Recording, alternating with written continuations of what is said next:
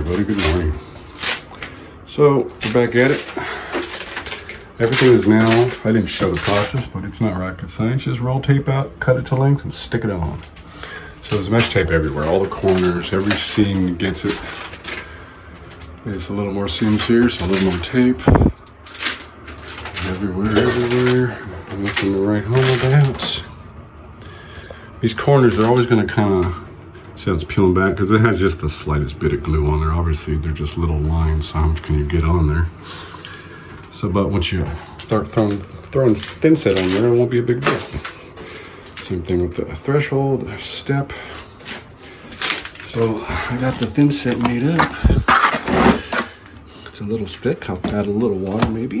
Not too bad. You don't need to use white. We were sold white, so it was just kind of a waste. These are not white marble tiles.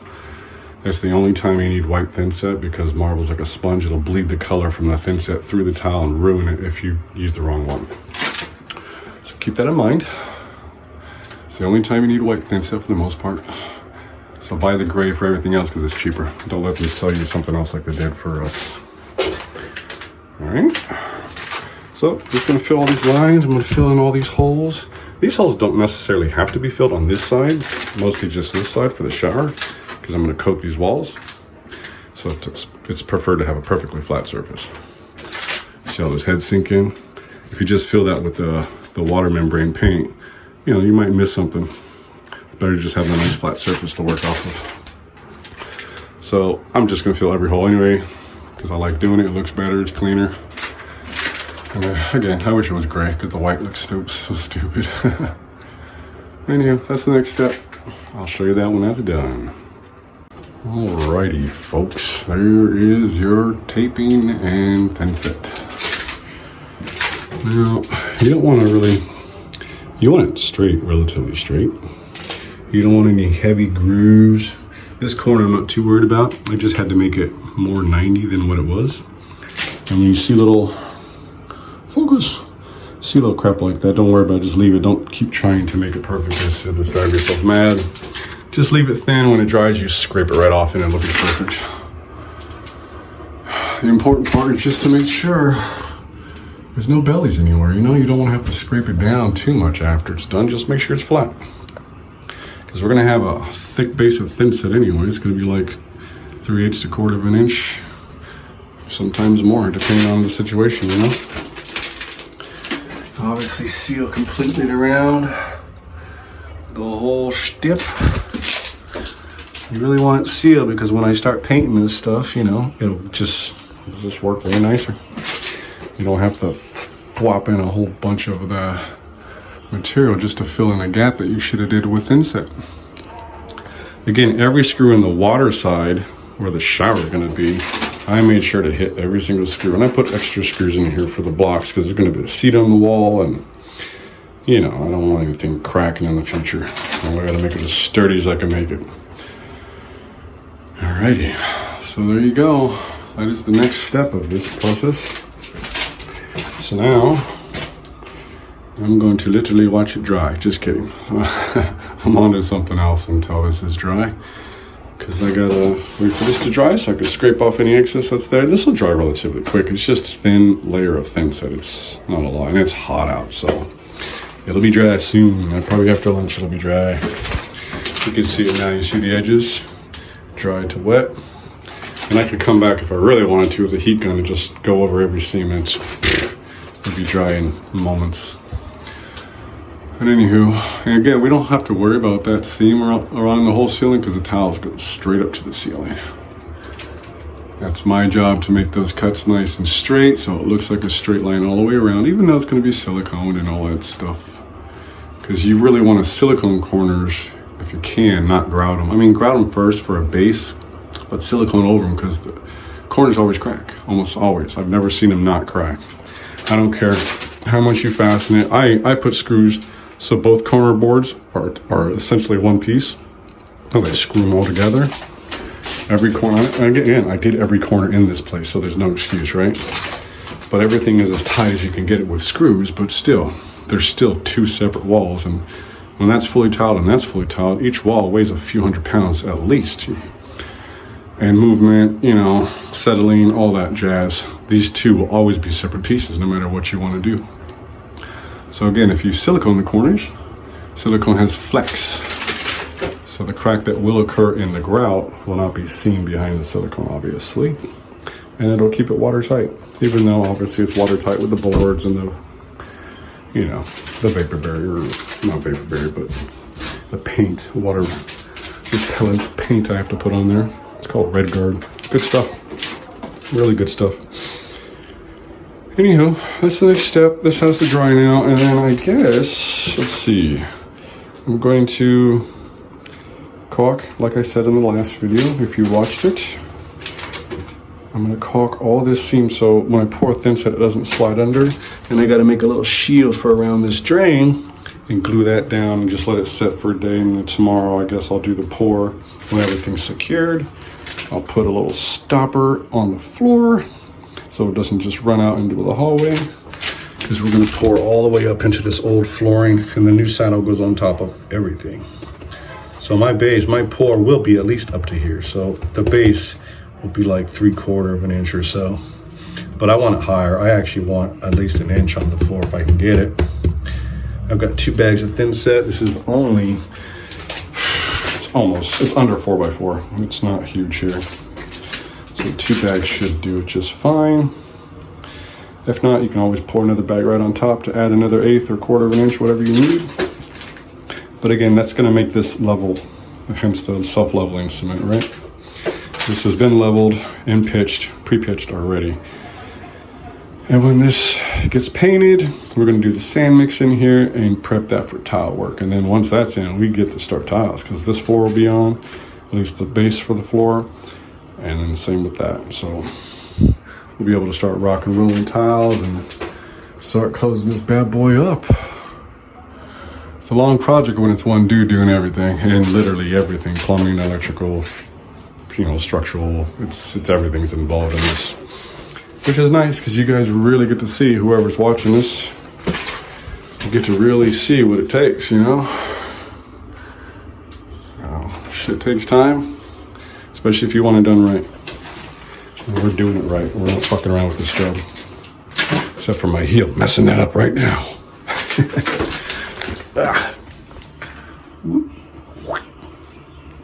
Anywho, this shit don't matter at all. I just have a little OCD in my life.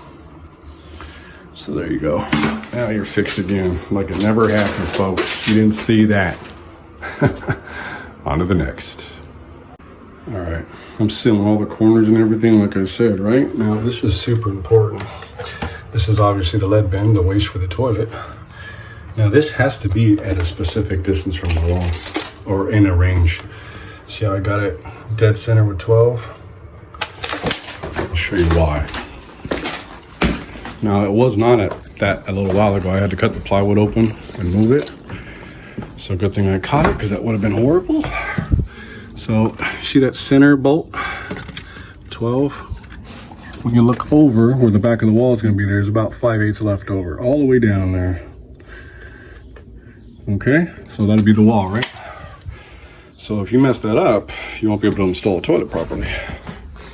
The hole at the bottom of that is like, I think it's 2.5, 3 inches, something in that ballpark. So when you put this flange, when I put this flange on here, if you do this as well, the brass flange, you'll want it dead center with that 12, so you have a little play, because it's going to be a pretty big hole, right? Almost 4 inches. So the toilet will give you a little bit of play. So just keep that in mind. It's typically 12 from the rough framing, I believe, or 12 and change, whatever. But anyway, 1/2 inch with this, 3/8 tile, and another 1/4, whatever the thin set will be in this section. That's gonna make around that 5/8. So the toilet back will be right on the wall where it should be. There shouldn't be a huge gap. A little bit of a gap's just fine, but too much looks kind of silly. So yeah, keep that in mind. So I put this in temporarily, so when I pour it, obviously it doesn't just go down and through the gap in the plywood. It'll stop right there and make it that perfect circle, so I can put my flange on and bend the lead over and solder it in place. So that's super important, because I don't, if you watch these videos, you might remember, but I brought this wall out a little bit because I wanted it square with this room. It was not square to begin with. So the original framing was super tight that way, so it was about an inch difference. So again, I'm glad I caught this now. I just cut out the plywood. I shifted it back. I used this stick and started pounding the lead bend this way. So I put it exactly where it needs to be so there's no issues in the future, because that would have been horrible. They would have had to find a new custom Toyota or some shit. Or install a new flange with an offset, which would have sucked. Anyway, it'll be good now. No issues. And we have plenty of lead to come up. There's still a lot of lead there. It's like up to here. I'm not pouring that much, and the flange will go in the floor anyway. At least the lip of it. So it'll be just perfect.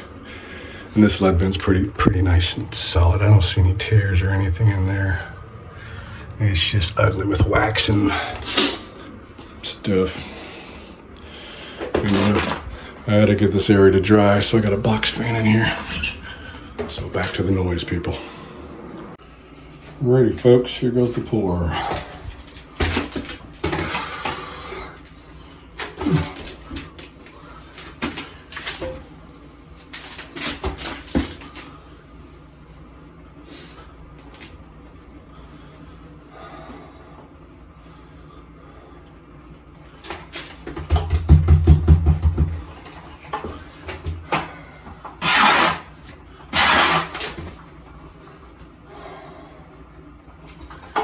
Just help it along a little bit. It's gonna do what someone's saying, you know.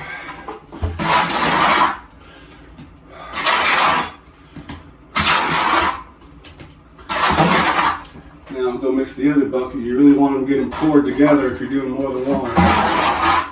Don't drag ass on it, you know. Then I'm gonna get a nice straight stick and make sure there's no real hills or anything. We'll see. Matter of fact, let's check depth real quick.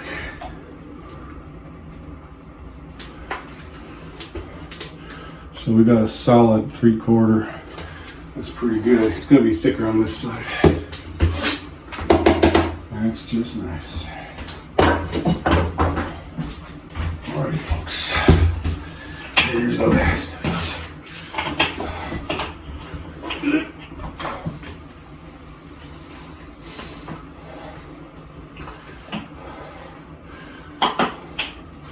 Try not to go crazy with the last of it, because you might put too much, you might have to take some off. All of the above.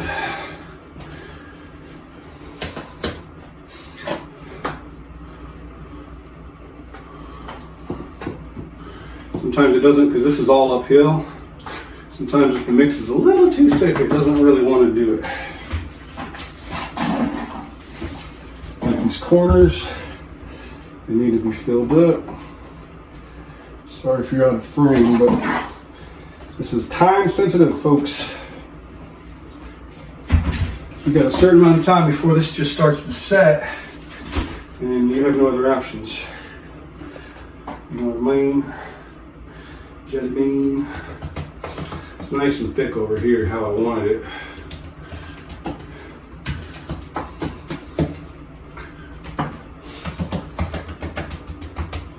Again, this stuff's fantastic. This floor is going to be like an ice rink when it's done, you know? As long as I don't have any holes pop up where it's going to soak down. It may not look like it yet, but it's already starting to set. It's kind of hard to tell. Again, I like this is perfectly straight. This is out of a, you know, scrap piece of 1x, but out of a table saw, so it's got a perfect edge on it. So you can see now, there's a slight little belly there. Yeah, it's slightly high. So I gotta take some of this, just drag it over. Just a hair, you know? Same thing here. Just kind of get your stick on there. Like behind the toilet, it's pretty important, because you know there's gonna be asses there.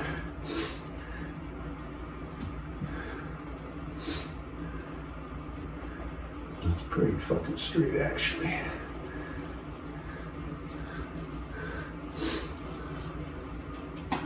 Sometimes you gotta persuade it a little bit, especially when it starts to tack up. That's pretty flat there. I'm not gonna cry about that.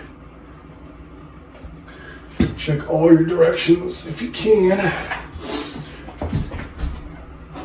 Again, you have a little bit of time to work with it, but when that time's gone, it's gone. You'll know right away. This stuff is just hardens right up.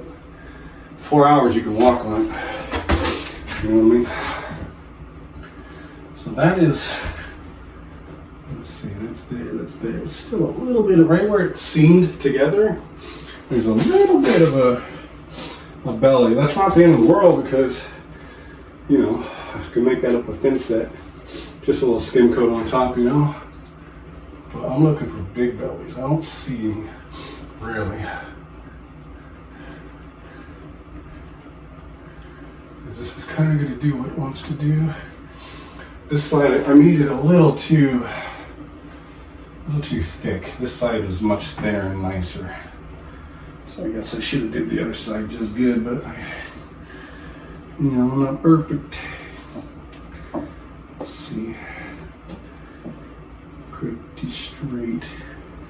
Pretty damn straight.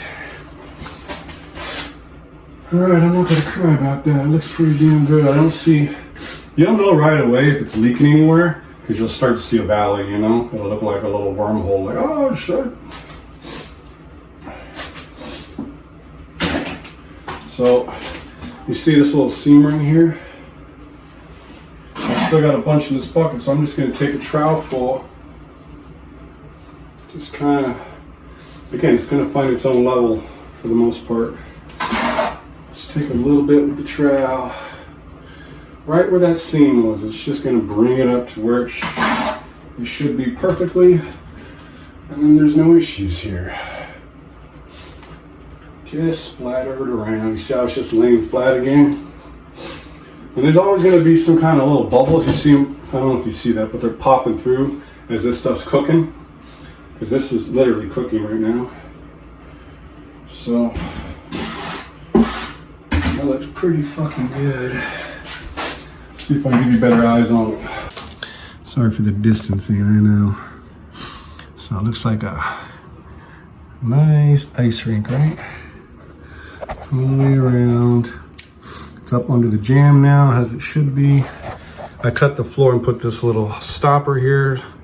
So when it stops right here, this is the build out for the frame, because the frame's too small for the wall, I guess.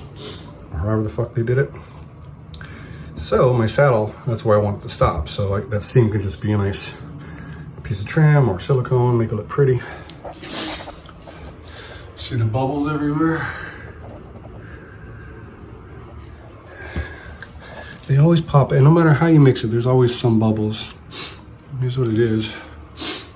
I know with epoxy, you can use a heat gun, the bubbles disappear right away, but it won't work with cement, it'll just harden it. So, there you go. Tomorrow this will be a little lighter in color, I believe, if I remember correctly. I'm trying to step in here without fucking something up. There you go.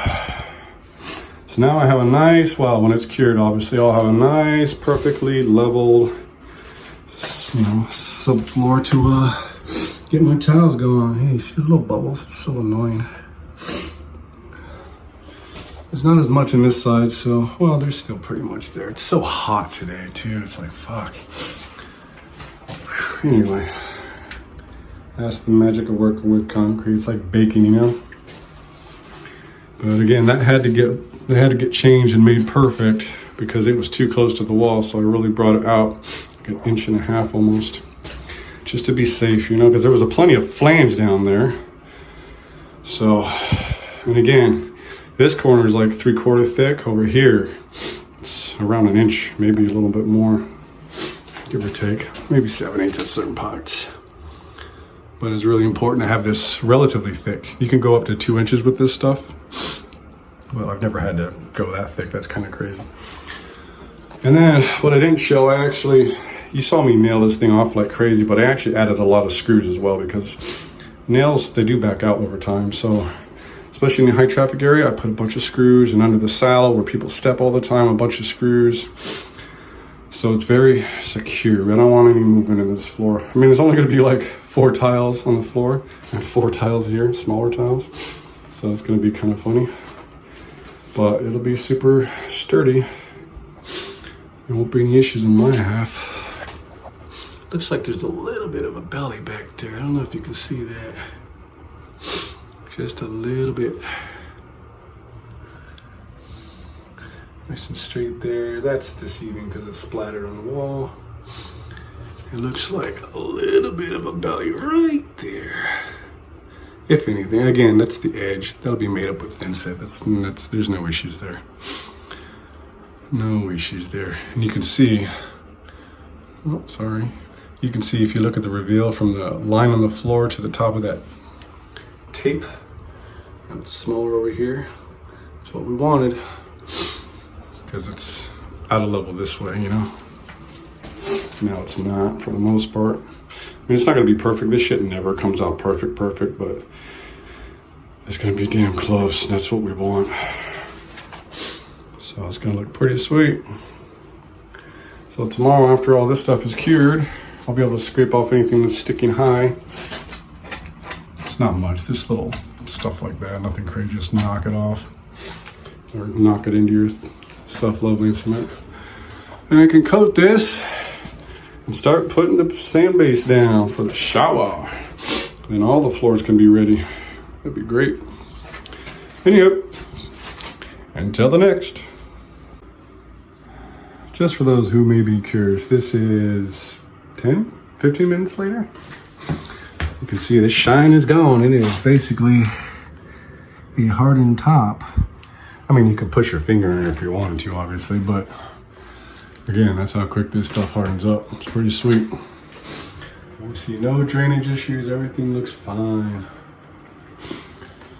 Cool. Till tomorrow, folks. All right, next morning. You can see how great it is now. Obviously, you can see the seam, but you can't feel the seam. That's what matters.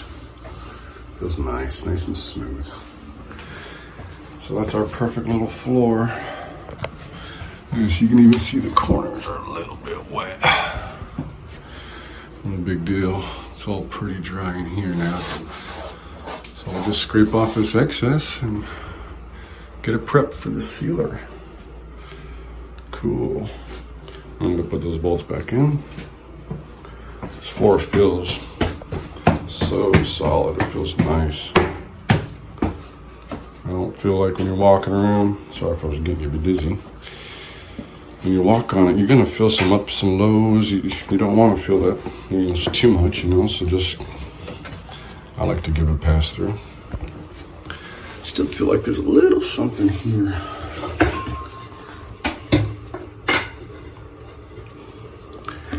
It really doesn't show it though. I mean, if it's the slightest, that's like nothing, you know? Yeah, it's just the slightest, but there might be a bow. Yeah, there's a bow in this now a little bit. So that's level, that's awesome. I mean, straight.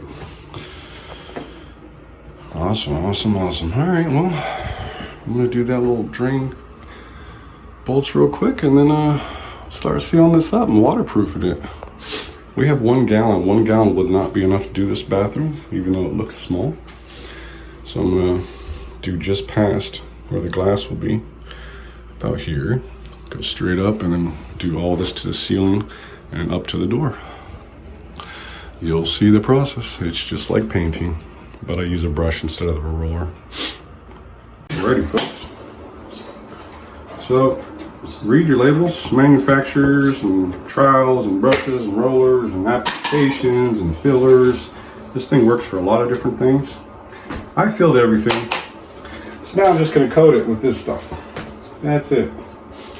It says as a, what does it say? As a surfacer, a water membrane. Should back it up a little better. As a water membrane, you are supposed to use a trowel. I've done it this way for quite a while now, so I'm not going to complain about it. I like the brush, especially a heavy, used, old, beat-up brush is what you want, because this crap will never come out of your brush. Just get it on and brush it both ways. Make sure it's really in there. And leave a bit of a texture, you know? You don't really have to, but, you know, thin set will stick better to textures, period. Everything sticks better to textures. Smooth surfaces, stuff just pops right off. So just really be generous with it. And be mindful of how much you have for the space you're doing, so you don't force yourself to spend another 50 bucks, because these things are, this is not cheap. It's like 50 bucks a gallon, it's crazy. I think it's actually a little bit more now. And probably wear some gloves and a mask. This stuff smells like crap. I'm sure there's some weirdo out there that loves the smell of it, but I'm not one of them. So again, just be generous with it. Try not to paint over things you don't want on there, but you know, you still want to be generous. And I like to leave my texture, you know, up the wall. I'm going to leave it horizontally, not vertically, preferably. Doesn't really matter on the flat surface so much, but that's how I'm going to do it. And again, just be generous. You really don't want any inclusions opening, especially down here in the pan and the corners. I'm going to give it, you know, I'm going to do the whole thing once, and then I'm going to do the base again. I don't want anything working its way in down here. You know, life, if you leave life an opportunity to mess with you, it's going to mess with you. So don't set yourself up for failure. It's one of my mottos in life. Don't always follow it, but you gotta try.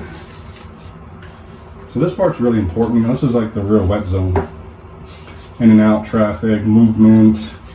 So everything here, like I put screws everywhere. I didn't show everything I did, obviously, but you really want to get things in there right. And where there's going to be movement, secured as best you can, so the future movement doesn't mess up your work in any way. Because these are 2x3 walls, even though this one I bulked out to a 2x4 wall again and braced it a lot down here for seats and everything. So, you know, so I know what's going to go here because I'm doing it all. So again, do what you can with what you can, or how you can rather. It's simple, people. It's very boring. It looks pink. I know, it dries red. Not that that matters, but it's kind of funny when you open the red guard, this shit's pink. But it dries red. Especially when you get 2 coats on there. If you do, it really looks nice. And it really works.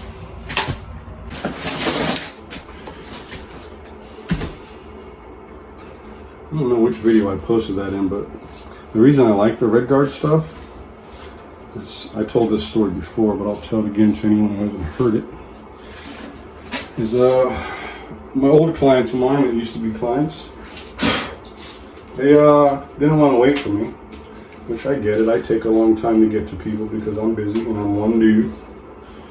But they didn't want to wait, so they hired someone else to do the job I was going to do. And the guy did everything wrong, literally everything wrong. There wasn't one thing he did that wasn't wrong. And within a year, there was a major leak in the water wouldn't even go down the drain because the guy didn't even know how to install tiles properly. I mean, to be fair, you could tell his skill level was low, just by his work, obviously. But when your skill level's low, and then you're asked to install a hard tile, that's kind of a bummer because you really set yourself up for failure and you don't even know it, you know? So, unbeknownst to him, I guess, he had to install really, it's like a pebble tile, so it's basically all grout, right? You know, it's all grout with some rocks dashed in there. So the way he did the pan was so improperly done that that stone and all that grout just let in. He didn't install it, he didn't pitch it, he didn't do it. Like, you turn the shower off and there's puddles everywhere still for days, you know? So, anywho, that was a bummer. So he messed up that job. I had to go in there and tear it all out and fix it. At least what they allowed me to tear out and fix. I wanted to gut the whole bathroom because the whole bathroom was garbage. But you know, they didn't want to swing for that, which is fine. So when tearing it out, he used Red Guard, which was, I think, the only saving grace. The only reason there wasn't evidence of water downstairs earlier was the Red Guard. Because when I tore it out, I don't know if I can add a picture to this dialogue here, but when tearing it out, there was mold and water everywhere, you know what I mean? And it wasn't like a torrent of water, obviously, because it was still kind of going down the drain, and what he did kind of held water. Kinda. But it wasn't good enough. But again, he used Red Guard, which was his only saving grace. So when I was tearing it out, I was pulling tiles off the wall and the step and everything. Mind you, he made a step out of MDF, which is hilarious. Turned into a fucking sponge. But tearing it out, the back of the tile still had the Red Guard on it, and it tore chunks of the backer board off because he actually used backer board, even though he didn't, you know, he didn't do this properly either. But whatever, it worked that good. It literally tore chunks of concrete out of the wall, and the Red Guard was still binding them together, or it was binding together in between. So I was like, yeah, this is good shit. This is good shit, because it actually held back his horrible work.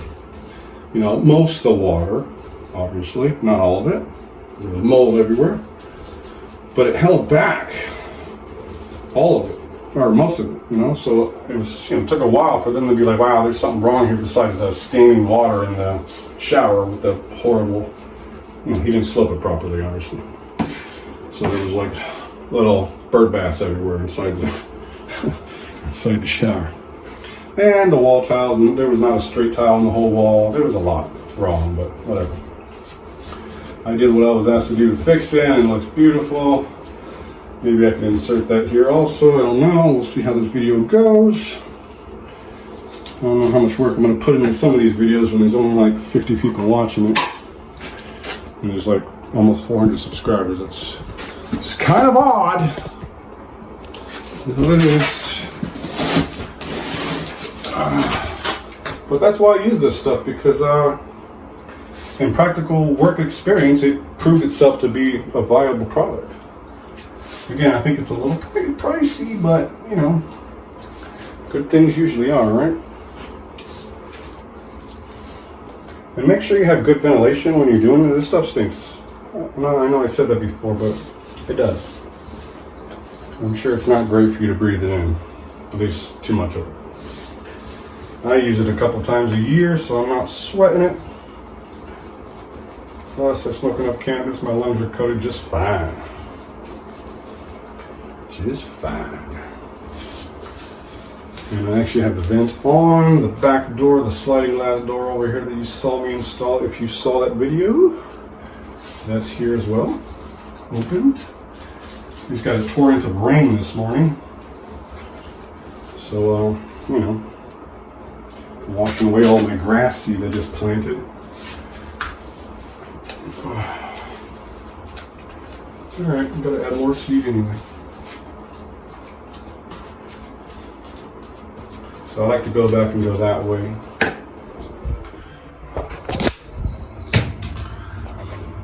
See the texture it leaves?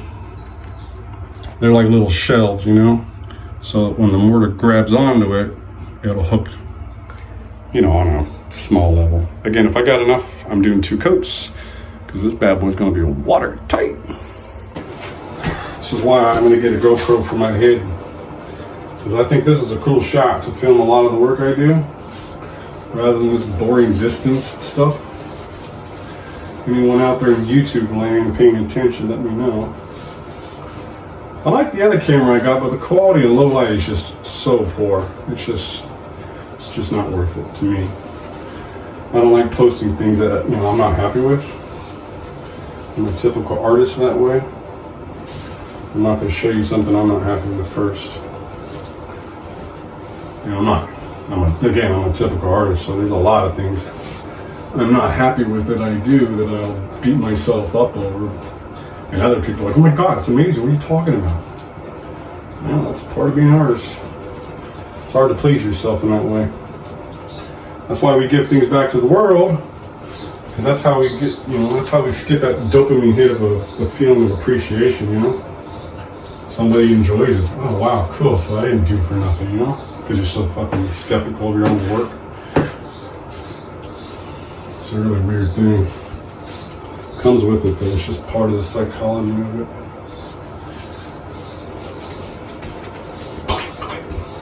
I don't know why I leave this on here.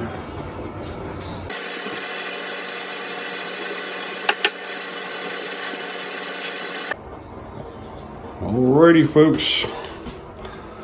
A bunch of bleeps, and that's all, folks. So there's your coat. It's your water membrane. That keeps it from, water leaching into the backer boards. Something a lot of people don't do because they don't follow the codes properly or logic. Anywho, I did the double coat on the actual threshold step. I made it super thick. Well, obviously the corners all the way around double coat. Everything else is a single coat because it covered relatively well, and literally all gone.